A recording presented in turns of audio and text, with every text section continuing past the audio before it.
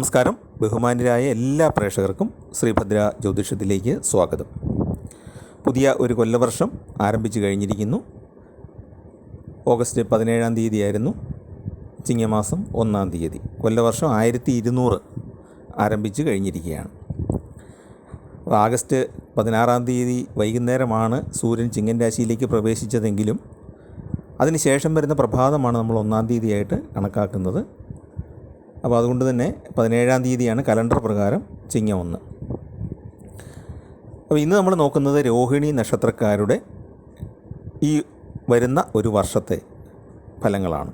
അതായത് കൊല്ലവർഷം കണക്കാക്കി മലയാള വർഷം കണക്കാക്കുമ്പോൾ ചിങ്ങം മുതൽ കർക്കിടകം വരെയുള്ള രോഹിണി നക്ഷത്രക്കാരുടെ ഫലങ്ങളാണ് നമ്മൾ പറയാൻ ഉദ്ദേശിക്കുന്നത്.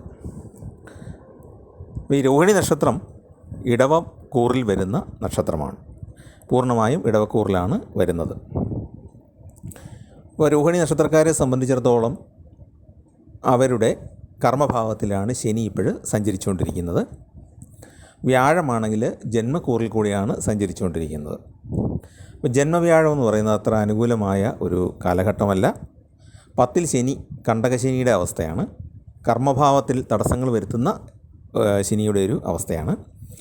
അപ്പോൾ അതുകൊണ്ട് തന്നെ സാമാന്യമായിട്ട് നമ്മൾ പറയുമ്പോൾ ഒരല്പം തടസ്സങ്ങൾ ഉണ്ടാകാനുള്ള സാധ്യതയുണ്ട്.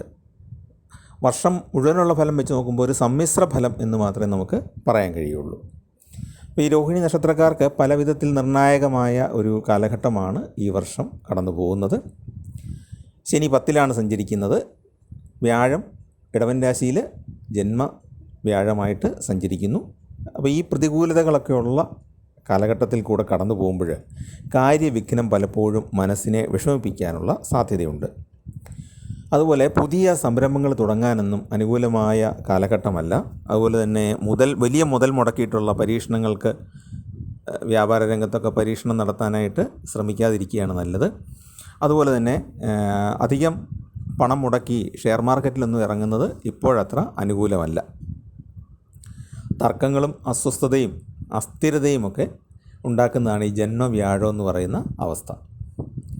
അപ്പോൾ അതുകൊണ്ട് തന്നെ അങ്ങനെയുള്ള സന്ദർഭങ്ങളിൽ നിന്ന് അകന്നു നിൽക്കാനായിട്ട് എപ്പോഴും ശ്രദ്ധിക്കേണ്ടതാണ്. തർക്കങ്ങൾ, വഴക്കുകൾ, ബന്ധുക്കളുമായിട്ടുള്ള അഭിപ്രായ വ്യത്യാസങ്ങൾ ഇതൊക്കെ ഇടയ്ക്കിടയ്ക്ക് ഉണ്ടാകും. പക്ഷേ അതിൽ നിന്ന് കഴിയുന്നതും അകന്നു നിൽക്കുക. അപ്പം അടുത്ത വർഷം 2025-ൽ കുറേ ഗ്രഹമാറ്റങ്ങൾ നടക്കുന്നുണ്ട്. ശനി കുംഭൻ രാശിയിൽ നിന്ന് മീനത്തിലേക്ക് വരും. രാഹു ആണെങ്കിൽ നേരെ തിരിച്ച് മീനൻ രാശിയിൽ നിന്ന് കുംഭത്തിലേക്ക് പോകും. വ്യാഴം ഇടവത്തിൽ നിന്ന് മിഥുനത്തിലേക്ക് കടക്കും. അപ്പോൾ ആ ഒരു സമയത്ത് കുറേയേറെ വലിയ വ്യത്യാസങ്ങൾ ഇവർക്ക് ഉണ്ടാകുന്നതാണ്. ഇപ്പോൾ രാഹു മാറുമ്പോൾ സ്വാഭാവികമായിട്ട് കേതു രാശി മാറും. കേതു കന്നിയിൽ നിന്ന് ചിങ്ങത്തിലേക്ക് വരും. അപ്പോൾ അങ്ങനെ നോക്കുമ്പോൾ സമ്മിശ്ര ഫലമാണ് അനുഭവിക്കാനുള്ള സാധ്യതയുള്ളത്. അതായത് അടുത്ത വർഷം വിഷു കഴിയുമ്പോഴത്തേക്കും അല്ലെങ്കിൽ ഈ കൊല്ലവർഷം മേടമാസത്തിലെ വിഷു കഴിയുമ്പോഴത്തേക്കും സാമാന്യം ഗുണപ്രദമായ ഫലങ്ങൾ ലഭിച്ചു തുടങ്ങും. അപ്പോൾ അതുവരെയുള്ള കാലഘട്ടമാണൊന്ന് സൂക്ഷിക്കേണ്ടത്. ഏകദേശം ഒരു 6-7 മാസത്തോളം നന്നായിട്ട് സൂക്ഷിക്കണം. അപ്പോൾ ഈ കണ്ടകശനി കാലമായതുകൊണ്ട് തന്നെ യാത്രകളിലും സാമ്പത്തിക ഇടപാടുകളിലും അതീവ ജാഗ്രത വേണം എന്ന് പ്രത്യേകം എടുത്ത് പറയുകയാണ്. വിലപ്പെട്ട വസ്തുക്കളൊക്കെ യാത്രയിൽ നഷ്ടപ്പെട്ടു പോകാൻ സാധ്യതയുള്ളത് കൊണ്ട് തന്നെ അവ കൃത്യമായിട്ട് സൂക്ഷിക്കണം. അങ്ങനെയുള്ളൊരു പ്രശ്നമാണ് ഉണ്ടാകുന്നത്. വ്യക്തിപരമായിട്ട് വലിയ ഒരു ബുദ്ധിമുട്ടോ ദുരിതങ്ങളോ ഒന്നും ഉണ്ടാകാനുള്ള സാധ്യത വളരെ കുറവാണ്. ഇപ്പോൾ രോഹിണി നക്ഷത്രക്കാർക്ക് കുറേ കാലമായിട്ട് അത്ര ഗുണകരമായ ഒരു കാലഘട്ടം ആയിരുന്നില്ല. ഇടയ്ക്ക് കുറച്ച് നാൾ നല്ല ഒരു കാലഘട്ടം വരികയും ചെയ്തിരുന്നു.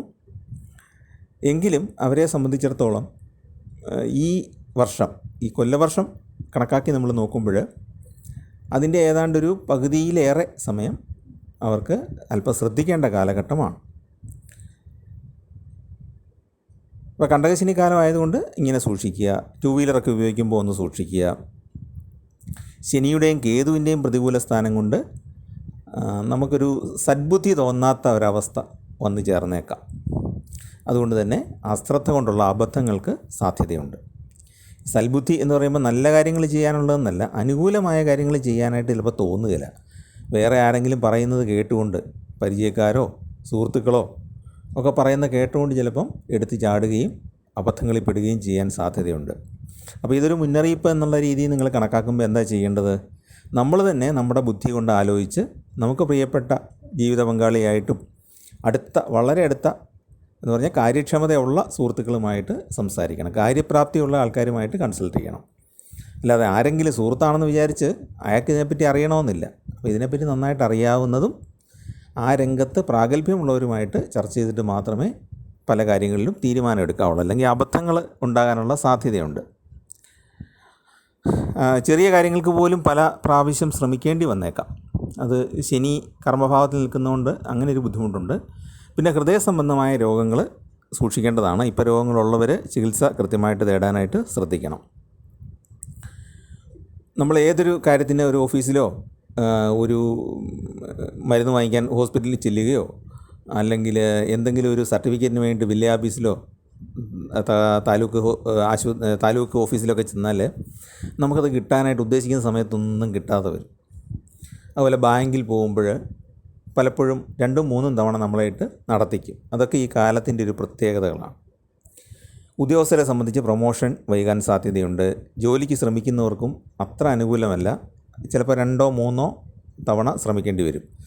എന്ന് വിചാരിച്ച് പരിശ്രമം ഒരിക്കലും ഒഴിവാക്കരുത്. കാരണം ഇപ്പോൾ ചെയ്യുന്ന പരിശ്രമം ഈ 6 മാസത്തിന് ശേഷം, അതായത് ഈ കാലം വ്യാഴവും ശനിയും മാറുന്നതോടുകൂടി വളരെ അനുകൂലമായിട്ട് കാലഘട്ടം വരുന്നതാണ്. ശരിക്കും 6 മാസമല്ല, 9 മാസത്തോളം അത്ര ഗുണകരമായ കാലഘട്ടമല്ല. പക്ഷേ ഈ പറയുന്ന പോലെ നമുക്ക് ദോഷ സമയമാണെങ്കിൽ പോലും നമുക്ക് ശ്രമിച്ചുകൊണ്ടിരിക്കാം. അത് ഗ്രഹങ്ങൾ അനുകൂലമായിട്ട് വരുമ്പം അതിൻ്റെ സൽഫലം ഇരട്ടിയായിട്ട് കിട്ടും. അപ്പോൾ അതുകൊണ്ട് നമ്മൾ ശ്രമിക്കാതെ ഒന്നും ഇരിക്കണ്ട, ശ്രമിച്ചുകൊണ്ടിരിക്കുക, ഗുണഫലം വന്ന് ചേർന്നുകൊള്ളും. ഈ 5-ൽ കേതു വരുന്നത് കൊണ്ട് തന്നെ ബുദ്ധിക്ക് ഒരു തെളിച്ചമില്ലാത്ത പോലെ, അല്ലെങ്കിൽ വേണ്ട സമയത്ത് തോന്നാത്ത ഒരവസ്ഥ ഉണ്ടാകാം. മക്കളുടെ കാര്യത്തിൽ ചില ആശങ്കകളൊക്കെ വരുന്നതാണ്. പിന്നെ ഇപ്പം ഇടവക്കൂറുകാരെ സംബന്ധിച്ചിടത്തോളം 5-ാം ഭാവത്തിലാണ് കേതു സഞ്ചരിക്കുന്നത്. കുറച്ച് കഴിയുമ്പോൾ അത് 4-ലേക്ക് വരും, പുറകോട്ട് വരും. അങ്ങനെ ഈ 5-ൽ കേതു ഉള്ള സമയത്ത് മക്കളുടെ കാര്യത്തിലൊക്കെ ബുദ്ധിമുട്ട് ഉണ്ടാകാം. സ്വാശ്രയ ആയിട്ട് ചെയ്യുന്ന കാര്യങ്ങളുണ്ടല്ലോ, സ്വന്തമായിട്ട് ചെയ്യുന്ന ബിസിനസ്സുകൾ, ചെറുകിട വ്യാപാരങ്ങളൊക്കെ, അത് മീനമാസത്തിന് ശേഷം മെച്ചപ്പെടുന്നതാണ്.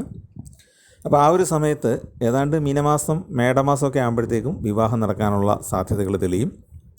പുതിയ കാര്യങ്ങൾ പലതും പ്രായോഗികമാക്കാൻ കഴിയും. ധനവരവ് വർദ്ധിക്കുന്നതാണ്. പിന്നെ തുലാം, കുംഭം, മീനം, കർക്കിടകം മാസങ്ങളൊക്കെ സാമാന്യം ഗുണകരമായിരിക്കും. പിന്നെ ഈ വർഷം ശ്രദ്ധിക്കേണ്ട കാര്യങ്ങൾ പറഞ്ഞാൽ അനാവശ്യമായ കൂട്ടുകെട്ടുകൾ പൂർണ്ണമായിട്ടും ഒഴിവാക്കണം. ബന്ധുക്കളും സുഹൃത്തുക്കളുമായിട്ടുള്ള ഇടപാടുകളിൽ പോലും വളരെയധികം ജാഗ്രത പാലിക്കേണ്ട ഒരു സമയമാണ്. പിന്നെ മറ്റൊരു കാര്യം മുന്നറിയിപ്പായിട്ട് പറയാനുള്ളത്, സ്ത്രീകൾ മൂലം മാനഹാനി, ധനനഷ്ടം തുടങ്ങിയവയ്ക്കുള്ള സാധ്യതയുണ്ട്. അതുകൊണ്ട് ഈ സ്ത്രീജനങ്ങളുമായിട്ടൊക്കെയുള്ള കാര്യങ്ങളിൽ വളരെയേറെ ശ്രദ്ധിക്കുക. ഇത് പുരുഷന്മാർക്കും സ്ത്രീകൾക്കും ബാധകമാണ് കേട്ടോ. പുരുഷന്മാരെ സംബന്ധിച്ച് മാനഹാനി എന്ന് പറഞ്ഞാൽ അപവാദമാകാം. സ്ത്രീകളെ സംബന്ധിച്ച് മാനഹാനി എന്ന് പറഞ്ഞാൽ നമ്മൾ വിശ്വസിച്ച് കൂട്ടത്തിൽ കൊണ്ടു നടക്കുന്നവർ നമ്മുടെ പല രഹസ്യങ്ങളും ചോർത്തിയിട്ട് അത് പരസ്യമാക്കുന്നതിലൂടെ മാനഹാനി ഉണ്ടാകാം. അപ്പോൾ അതുകൊണ്ട് ഇതൊരു പൊതുഫലമായിട്ട് തന്നെ എടുക്കേണ്ടതാണ്. അപ്പോൾ അങ്ങനെയുള്ള മോശം കൂട്ടുകെട്ടുകളൊക്കെ അങ്ങ് ഒഴിവാക്കുക. ചൊവ്വയും ശനിയും സ്ഥാനം മാറുന്നതോടുകൂടി ഭൂമിലാഭവും മേലധികാരിയിൽ നിന്നുള്ള ആനുകൂല്യങ്ങളൊക്കെ ലഭിക്കുന്നതാണ്. നമ്മുടെ ജോലിയൊക്കെ അംഗീകരിക്കപ്പെടും. നമുക്ക് ഗുണകരമായ മാറ്റങ്ങൾ കർമ്മരംഗത്ത് ഉണ്ടാകും. അപ്പോൾ മേടമാസം കഴിയുമ്പോഴത്തേക്കും കുടുംബ ക്ലേശങ്ങളൊക്കെ കുറയും, വിഘ്നങ്ങളൊക്കെ മാറും, തൊഴിൽ ക്ലേശങ്ങളൊക്കെ മാറും, കുടുംബത്തിൽ സമാധാനം നിലനിൽക്കും. മേടമാസം വരെയുള്ള കാലഘട്ടമുണ്ട്. ഇപ്പോൾ ഈ ഓഗസ്റ്റ് മുതൽ ഏതാണ്ട് ഏപ്രിൽ വരെ വരുന്ന ആ കാലഘട്ടം സഹോദരന്മാർ തമ്മിൽ കലഹത്തിനൊക്കെ സാധ്യതയുണ്ട്. വസ്തു തർക്കമൊക്കെ കുടുംബത്തിൽ ഉടലെടുക്കാനുള്ള സാധ്യതയുണ്ട്. അപ്പോൾ ശനി ജാതകത്തിൽ വളരെ അനുകൂലമാണെങ്കിൽ വിദേശയാത്രയ്ക്കും വിദേശത്ത് ജോലിക്കുമൊക്കെ ഈ സമയത്ത് യോഗം ഉണ്ട്. വീട് വിട്ടു പോകേണ്ടി വരും എന്നാണ് ഫലമെങ്കിലും അത് ഒരു അനുകൂലമായ ഫലമാക്കി നമുക്ക് മാറ്റിയെടുക്കാം ശനി അനുകൂലമാണെങ്കിൽ. മേടമാസത്തിന് ശേഷം വാഹനഭാഗ്യമുണ്ട്. പുതിയ വീട് നിർമ്മിക്കാനുള്ള യോഗം, അല്ലെങ്കിൽ വീട് വാങ്ങിക്കാനുള്ള യോഗം ഉണ്ടാകും. രാഷ്ട്രീയത്തിൽ പ്രവർത്തിക്കുന്നവർക്ക് പൊതുജനങ്ങളിൽ നിന്നുള്ള അംഗീകാരം ലഭിക്കും. തൊഴിൽ ചെയ്തിരുന്ന ആൾക്കാർക്ക് സ്വന്തമായിട്ട് ബിസിനസ് ആരംഭിക്കാനായിട്ട് സാധിക്കും. ലോട്ടറിയിലും നറുക്കെടുപ്പിലുമൊക്കെ മേടമാസത്തിന് ശേഷം വിജയം കിട്ടാനുള്ള സാധ്യതയുണ്ട്. അതുവരെയുള്ള കാലഘട്ടത്തിൽ ചിലർക്ക് തൊഴിൽ നഷ്ടപ്പെട്ടു പോകാം, തൊഴിൽ മാറേണ്ടി വരാം, അല്ലെങ്കിൽ തൊഴിൽ രംഗത്ത് പല വിധത്തിലുള്ള സമ്മർദ്ദങ്ങൾ നേരിടേണ്ടി വരാം. പിന്നെ നമ്മളെപ്പോഴും ശ്രദ്ധിക്കേണ്ടത് ഈ ഒരു സമയത്ത് നമ്മുടെ വാക്ക് അത്ര സുഖകരമായിരിക്കില്ല. നമ്മൾ പറയുന്ന പല വാക്കുകളും അല്ലെങ്കിൽ സംസാരങ്ങളും മറ്റുള്ളവരാൽ തെറ്റിദ്ധരിക്കപ്പെടാനുള്ള സാധ്യതയുണ്ട്. എന്ന് പറഞ്ഞാൽ നമ്മൾ നല്ല കാര്യം ഉദ്ദേശിച്ച് പറഞ്ഞാലും അവരത് മോശമായിട്ടായിരിക്കും മനസ്സിലാക്കുന്നത്. അഹങ്കാരം കലർന്ന സംസാരമാണ് എന്നുള്ള ആരോപണം നേരിടേണ്ടി വന്നേക്കാം. മറ്റുള്ളവരുടെ വെറുപ്പൊക്കെ ഉണ്ടാകാം. എല്ലാ കാര്യങ്ങളിലും അമിതമായ ആത്മവിശ്വാസം ഉണ്ടാകുന്നത് പലപ്പോഴും ദോഷം ചെയ്യും. അപ്പോൾ ഈ ദോഷകാലമൊക്കെ മാറിയിട്ട് മേടമാസം ആകുമ്പോഴത്തേക്കും ഗുണഫലങ്ങളും ഭാഗ്യാനുഭവങ്ങളും ലോട്ടറിയൊക്കെ കിട്ടുമ്പോഴത്തേക്കും നമ്മൾ നിലമറന്ന് പെരുമാറരുത് എന്നാണ് പറഞ്ഞതിൻ്റെ അർത്ഥം. ആ സമയത്ത് നമ്മൾ വളരെ സംയമനത്തോടെ കാര്യങ്ങളെ നേരിടുക. അല്ലെങ്കിൽ നമ്മുടെ മോശം കാലമൊക്കെ മാറി നല്ല കാലം വരുമ്പോഴത്തേക്കും നമുക്ക് അഹങ്കാരം കയറിയാൽ അത് വീണ്ടും ദോഷകരമായിട്ട് മാറും. അപ്പോൾ അതുകൊണ്ട് അന്ന് നല്ലതായിട്ട് ശ്രദ്ധിക്കേണ്ടതാണ്. മിഥുനം കർക്കിടക മാസങ്ങളിൽ ധാരാളം പണം സമ്പാദിക്കാനുള്ള അവസരം വന്നു ചേരുന്നതാണ്. രോഗങ്ങൾ മാറുകയും ആരോഗ്യവും ശരീരശോഭയും വർദ്ധിക്കുകയും ചെയ്യും. പിന്നെ ചൊവ്വ പ്രതികൂലമായിട്ടാണ് ജാതകത്തിൽ നിൽക്കുന്നതെങ്കിൽ ഇതിനിടയിൽ ചില സമയങ്ങളിൽ അഗ്നി മൂലമോ ആയുധം മൂലമോ ഒക്കെയുള്ള പരിക്കുകൾക്ക് സാധ്യതയുണ്ട്. സഹോദര സ്ഥാനത്തുള്ളവർക്കും ബുദ്ധിമുട്ടുകൾ ഉണ്ടാകാം. ഇനി നമുക്ക് പരിഹാര കർമ്മങ്ങളിലേക്ക് കടന്നാൽ രോഹിണി, അത്തം, തിരുവോണം, അതായത് രോഹിണിയും അതിൻ്റെ അനുജന്മ നക്ഷത്രങ്ങളിലും ക്ഷേത്ര ദർശനം നടത്തുക. തിങ്കളാഴ്ചയും രോഹിണിയും വരുന്ന ദിവസം അതുപോലെ തന്നെ പൗർണമി ദിവസമൊക്കെ ഉപവാസമെടുത്ത് ദേവിയെ പ്രാർത്ഥിക്കുക. പൗർണമിക്ക് ദുർഗാദേവിയെയും അമാവാസി ദിവസം ഭദ്രകാളി ക്ഷേത്രത്തിലും പ്രാർത്ഥനകൾ ചെയ്യുന്നത് ഗുണകരമാണ്. പിന്നെ ശ്രീകൃഷ്ണ ഭഗവാന് വഴിപാടുകൾ ചെയ്യുന്നതും നല്ലതാണ്. നവഗ്രഹ ക്ഷേത്രത്തിലെ ചന്ദ്രനും ശുക്രനും അർച്ചന ചെയ്യുന്നത് വളരെ ഗുണകരമാണ്. പിന്നെ ശനിയുടെ ദോഷഫലങ്ങൾ ഉണ്ടാകാതിരിക്കാനും ശനി ക്രമേണ അനുകൂലമായിട്ട് വരാനും വേണ്ടിയിട്ട് ശാസ്താവിനും ഹനുമാൻ സ്വാമിക്കും അർച്ചനകളോ നെയ്വിളക്കുമൊക്കെ തെളിയിക്കുന്നത് വളരെ ഗുണകരമാണ്. അപ്പോൾ അങ്ങനെ നമുക്ക് ദോഷഫലങ്ങൾ ഒഴിവാക്കാം. ശനി മൂലമുള്ള തടസ്സങ്ങളും ദോഷഫലങ്ങളൊക്കെ ഒരു പരിധിവരെ മാറ്റി നിർത്താനായിട്ട് സാധിക്കും. അപ്പോൾ കഥകളൊക്കെ അതിനെപ്പറ്റി ഒരുപാടുണ്ട്. അപ്പോൾ ഈ വഴിപാടുകൾ എന്ന് പറഞ്ഞാൽ നമ്മൾ നമ്മുടെ മനസ്സ് ഭഗവാന്റെ മുമ്പിൽ അല്ലെങ്കിൽ ഭഗവതിയുടെ മുമ്പിൽ അർപ്പിക്കുകയാണ് ചെയ്യുന്നത്. അതിലൂടെയാണ് നമുക്ക് ഫലം കിട്ടുന്നത്. നമുക്കുള്ളതെല്ലാം നമ്മൾ ദൈവത്തിൻ്റെ മുമ്പിലേക്ക് സമർപ്പിക്കുമ്പോഴത്തേക്കും ദൈവം നമ്മളെ ഏറ്റെടുത്ത് സംരക്ഷിക്കുകയാണ് ചെയ്യുന്നത്. അപ്പോൾ പൂർണ്ണ സമർപ്പണത്തോടെ വേണം, പൂർണ്ണമായിട്ടുള്ള ആത്മസമർപ്പണത്തോടെ പ്രാർത്ഥിച്ചാൽ ഈ ദോഷങ്ങളൊക്കെ നമുക്ക് കുറയ്ക്കാനായിട്ട് സാധിക്കും. പൂർണ്ണമായിട്ടും ദോഷങ്ങളിൽ നിന്ന് ഒഴിവാകാൻ ഒരു വഴിപാടിനും ഒരു യന്ത്രത്തിനും മന്ത്രത്തിനും ഒന്നും പറ്റില്ല. കാരണം എന്ന് വെച്ചാൽ പ്രപഞ്ചത്തെ മൊത്തമായിട്ട് നിയന്ത്രിക്കുന്ന ഒരു ഫോഴ്സ് ഉണ്ട്. നമ്മൾ പല രീതിയിൽ അതിനെ പല മതങ്ങൾ വ്യാഖ്യാനിക്കുന്നെങ്കിലും അപ്പോൾ എല്ലാ മനുഷ്യർക്കും ഗുണമുള്ള കാലവും ദോഷമുള്ള കാലവും ഉണ്ട്, മാറി മാറി വന്നുകൊണ്ടിരിക്കും.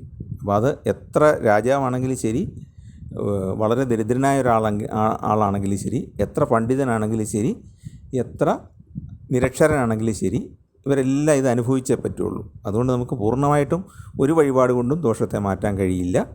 അതിൻ്റെ തീവ്രത കുറയ്ക്കാനായിട്ട് സാധിക്കും. ദോഷകാലത്തിൻ്റെ തീവ്രത കുറയ്ക്കാനും മനസമാധാനം പോകാതെ വലിയ ബുദ്ധിമുട്ടുകൾ ഉണ്ടാകാതെയും അതിലൂടെ കടന്നു പോകാനും നമുക്ക് സാധിക്കുന്നതാണ്. അപ്പോൾ അതാണ് നമ്മൾ മനസ്സിലാക്കേണ്ടത്. അപ്പോൾ ഇതാണ് രോഹിണി നക്ഷത്രക്കാരെ സംബന്ധിച്ച് കൊല്ലവർഷം 1200 ഉണ്ടാകുന്ന സാമാന്യ ഫലങ്ങൾ. നിങ്ങൾക്ക് ചാനൽ പറയുന്ന കാര്യങ്ങൾ പ്രയോജനപ്രദമായിട്ട് തോന്നുന്നെങ്കിൽ, ചാനൽ ഇഷ്ടപ്പെടുന്നുണ്ടെങ്കിൽ ദയവായിട്ടൊന്ന് സബ്സ്ക്രൈബ് ചെയ്യുക. നിങ്ങളുടെ സുഹൃത്തുക്കൾക്കും നിങ്ങളുടെ ബന്ധുക്കൾക്കും പരിചയക്കാർക്കുമൊക്കെ ചാനലൊന്ന് ഷെയർ ചെയ്ത് കൊടുക്കുക. എല്ലാവർക്കും ഈശ്വരാനുഗ്രഹം ഉണ്ടാകാനായിട്ട് പ്രാർത്ഥിക്കുന്നു. എല്ലാവരും നല്ല പ്രാർത്ഥനയോടെ മുന്നോട്ട് പോവുക. നല്ല സമയങ്ങൾ നിങ്ങളുടെ ജീവിതത്തിൽ വന്നു ചേരുന്നതാണ്. ഈ അല്പം മോശമായ സമയത്ത് പോലും ആ നല്ല സമയത്തെ മുന്നിൽ കണ്ടുകൊണ്ട് തയ്യാറെടുക്കുക. അതിനുവേണ്ടിയുള്ള കാര്യങ്ങളൊക്കെ സംഘടിപ്പിച്ച് വെക്കുക.